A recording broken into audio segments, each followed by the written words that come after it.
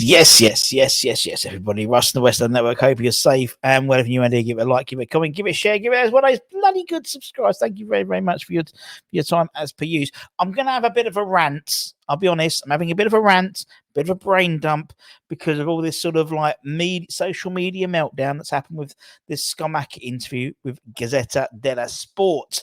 And it just epitomizes the issue with social media, and we do it when we're just as susceptible to it in terms of rumors, but we'll bring rumors in and we'll give our opinion. But with something like this, it just shows how selective people can be to get the right story. And if you look at one sentence in isolation, then it looks really bad, and it just adds to the whole rhetoric of West Ham, being, imploding inside itself in terms of the squad wanting to leave and things like that. But actually, if you read the whole article, it's bloody good news for West Ham.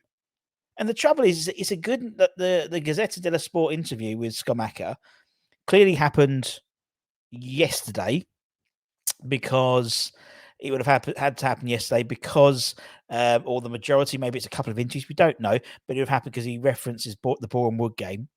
And obviously we know yesterday afternoon that they flew out to Australia yesterday afternoon, and then stopping off in Dubai to get to Perth for the two games against Perth Glory and Spurs. So it's very recent articles. When people say, "Oh, it might have happened a while ago," it's not. I think it is very recent, and also it references the Europa Conference League as well. So it's been the last month, but actually with references to the Boreham Wood game, it would have had to happen, or at least part of it would have happened in the last, since probably yesterday morning, because they would have flown to Stanley. I think they flew out 3-4 o'clock in the afternoon yesterday. So anyway, so for anyone who's been under a rock, Gazzetta dello Sport interviewed Scamacca. Scamacca basically says that, in terms of the rhetoric that originally Fabrizio Romano and several other sources came up with, in terms of the headline, rather than reading the whole article, that Scamacca wants to leave. He wants to go to Roma. Roma's in his heart. He wants to play under Mourinho, and Mourinho would definitely stimulate him as a manager and come and get me Roma. But when you read the rest of it, he don't sound like a guy who wants to leave, in all honesty. And we'll go through the actual bits where he doesn't want to leave. I'm going to take some things out of isolation, but some good news stories out of isolation rather than some bad news stories, which is what we'll get. This is sort of the rhetoric that we're having at the moment. So, he says that he wants to, he'd like to play for Roma one day. He wants to, Roma's his boyhood club. It's like me saying I'd love to play for West Ham one day, so we'd all like to play for our boyhood club. Every player probably in the world wants to play under someone like Jose Mourinho, a world-class manager. And we don't, whether, that might assume that we haven't got a world-class manager, but Jose Mourinho he's won trophies everywhere he's gone apart from Tottenham. And so, you'd want to play for a manager like that.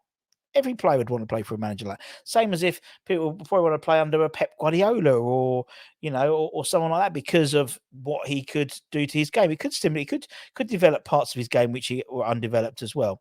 Not saying that Moisey hasn't developed them, because I don't think, but him by itself, and actually when you read it, he's learnt a lot already in the Premier League, and he thinks there's a lot more to his game to come.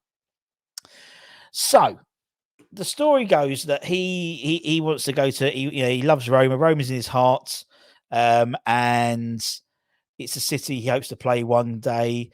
He says in the article that if he goes back to Serie A, not when, if he goes back to Serie A, it won't be because he failed in the Premier League. It's because and it won't be a downward step, because actually the Serie A is just as good as it always has been in terms of being one of the top European leagues. It's going back home. So he has a desire to go back. He has actually said that he'd want to go back to Serie A, but if he'd like to go back to play for Roma, if he goes back to the Serie A, Totti was his idol, that type of thing. Yep, no wrong with that. Don't see anything wrong with that. Players support clubs when they were kids, and that'll always be in their heart. Flynn Downs wanted, he was going to go to Crystal Palace, but he in the last minute went to West Ham because West Ham was his club.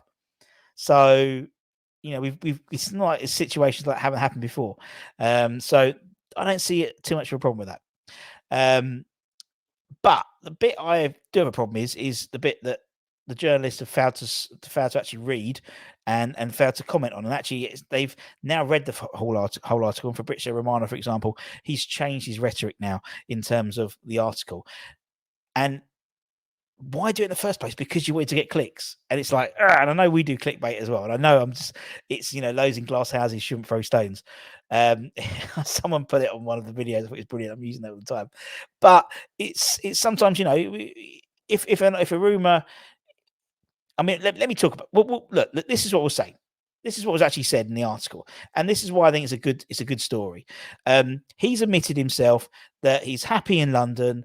He's looking forward to getting his career back on track following, a lot of injuries last season, which he hasn't been used to as a player. And obviously, eventually had the operation, which in theory ended his season. Although he came back, it ended his season. This is what he said. So he said, where is it? Let me bring it up. This is what he said in terms of where he's at. So he goes, maybe people didn't know, but I played all year with a broken meniscus. Then at a certain point, it was impossible to continue. I ended up going under the knife. Until March, I played 27 games and scored 8 goals. It could have been better, but it could have been even worse. And the thing which I think really important to West Ham fans is read this one. I played 45 minutes in a friendly on Monday. It was my first appearance after 3 months on the sidelines after the surgery. It was fantastic to return to the pitch, and it felt great. I felt great. I will reach peak fitness by the start of the season. If I am fit and I'm convinced I will be, I will score 20 goals. I worked hard in Sardinia with double gym sessions. I went to the gym more than to the beach. Even when he's on holiday. That's how much he wants to play. That's how much he wants to improve. He'd rather go to the beach. He'd rather be in the gym than the beach. That's what we like, Scamacca. And talking about the Premier League, he said, it has intensity and the pace is always high. There's no stopping. This style makes you improve mentally. And I feel now I'm stronger. I'm more intense. He also revealed that obviously the European run, and he very much saw that. He said it was great joy that we won the conference final. It was a passion from the start of the season. I didn't play in the final, but I feel that the conference is part of mine as I scored 3 goals in the cup in 7 games. So for me, he says, I'll always make decisions from my heart and will continue to do so. The colours of my heart, i.e. the Roma colours, fair enough. But right now, I'm a West Ham player and happy here. That's it. The whole storm in the teacup thing. Now we're getting we've heard the narrative, the party line that basically they do not want Scamacca to leave. They very much see him improving. We've heard from Kevin Nolan at TalkSport. He did an interview on TalkSport saying basically on the pitch he is mustard, but he has suffered off the pitch as well because he has. It's a lot for a young lad. He's still a young lad to move to another country which natives don't speak your language. Although you do speak some English, you don't speak tons. And then you got injured. So it's a double Debbie Downer basically. And we know what a good player there is. When we see him play, he shows you what Antonio hasn't got in terms of that natural movement. By being a striker from birth, so to speak, by always being a forward, he's got that mentality, and it's about getting the right partners around him. I think him and Paqueta as a 10 and a 9. Or 10 and 11, because obviously don't forget he asked to change his shirt to number 11 as well, rather than being given the 7, which he wanted the number 11 shirt. Again, that further shows that he's happy here. Otherwise, he wouldn't bother to changing the shirt number because he already had a first team number already, but he wanted it changed. It's this anti-West Ham behaviour sometimes. It's the whole world's, that we're all against each other and stuff like that. That something like this is a really good news story, and it's been buried by journalists picking out the wrong bits for their own game.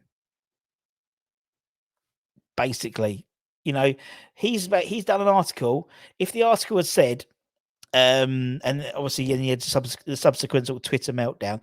If the article had come out and said, or if Richard Romana and Sean and that lot had come out and said, like, I'm going to score 20 goals next season. I'm fit. I'm ready for the season. I'm going to score 20 goals. The fan base would be like, well, yeah, good on you. Good on you. Might not have had so many clicks, but the West Ham fan base would have been all about, yes, finally something positive. But it wasn't, and that's what really frustrated me. That's why I got such a bee in my bonnet about it, because actually it's a really positive article. But we always have these sort of assumption that the world, the world's imploding at West Ham, and it probably, probably is in some respects, probably is. But actually, we should celebrate when a player's come out and had a really good interview, hasn't slagged off the manager, hasn't slagged the team off, hasn't slagged his own players off, because I don't. But he's actually positive and looking forward to the season, which is what we all should be doing. Because until that first ball's kicked against Bournemouth, we don't know what's going on, do we? It's almost like the Ian Jury song, and the Blockheads, reasons to be cheerful. This article should be reasons to be cheerful. Scamacca's going to score 20. He's told us he's going to score 20 goals. When was the last time we had a player score 20 goals in the top flight? Don't know. Harewood, maybe? I don't think it's top flight, though. I don't know. So, I hope he does, mate. I hope he does get 20 goals. I hope he does keep fit. Because I think when we've got a fit Scamacca, we have got a potential top 5, top 6 striker there. We have. And yes, we have to learn. We have to play a way that suits him. But I think we can do. I genuinely think we can do. I just think that he, by his own account, the injuries, he was ill as well, and that just, and everyone's he looks unhappy. He has got the worst resting bitch face in the world in terms of Scamacca. He's at a picture of him in the gym like that, and was he's going to leave because a still image has taken a. He's got a appalling resting bitch face as well. So let's just I implore you to go and look at the article. There's a full transcript. There you can find it online. Neither Mama Brown have done a whole story about it with all the bits. He talks about the Saudi League as well, saying that that Europe remains his. He wants to write history. He wants to stay in Europe. He's already technically already written history already, because obviously we won our first European title since the mid '60s, the first decent cup since 1980. So he has already written history already. But that's what he wants to do. He's not interested about the Saudi League just yet, unlike everyone else. He wants a bit of money.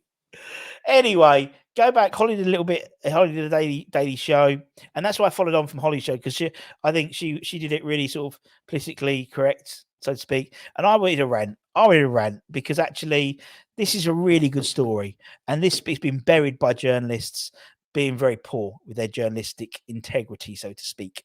We look at people like Fabrizio Romano and stuff like that with real, they're one of the sources we look at, don't we, in terms of the likelihood. And I think he's let himself down there. We know he has, because he's basically retracted it. So he's obviously just gone with the headline, the Gazzetta dello Sport headline, rather than the full article being translated, which is poor, because I think it's caused a Twitter meltdown for something that shouldn't have happened, because actually it's a really good news story. And Scamacca's happy. He's happy he's got game time under his belt. He wants to play well for West Ham. He wants to score 20 goals for us. He wants to be fully fit. And yeah, that's it. Rant over. Anyway, Holly will be back later with Hammer's headlines, and my rant will be over. Tomorrow, just to mark your card, we'll be doing a live show on Thursday lunchtime, doing the transfer rumor roundup. Over 100 and I think it's 112 players we've been linked to him now. So we don't want to go through all of them, but the latest ones we'll be going through all that good stuff. So take care, stay safe, stay healthy, keep the faith. Make sure you read all the articles. Don't just read the headlines. And much love. Bye bye.